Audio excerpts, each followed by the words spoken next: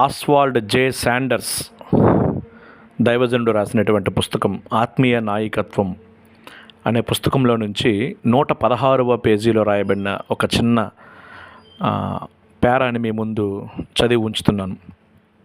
చదవడం అనే అంశం గురించి దైవజనుడు రాసినటువంటి మాట. జాన్ వెస్లీ చదవడానికి తృష్ణ కలిగి ఉండేవాడు. ఆయన ఎక్కువగా గుర్రం మీద చదివేవాడు.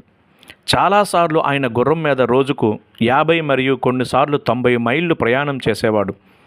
విజ్ఞాన సంపుటి లేక చరిత్ర లేక వైద్య శాస్త్రం తన గుర్రపు జీనులో అరలో పేర్చుకొని ప్రయాణించడం ఆయన అలవాటు. ఆ విధంగా వేల కొలది పుస్తకాలు చదివేవాడు.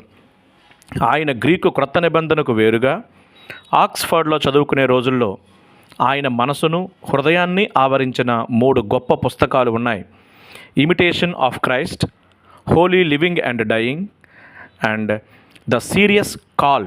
ఈ 3 పుస్తకాలు ఆయనకు ఆత్మీయ మార్గదర్శకాలు.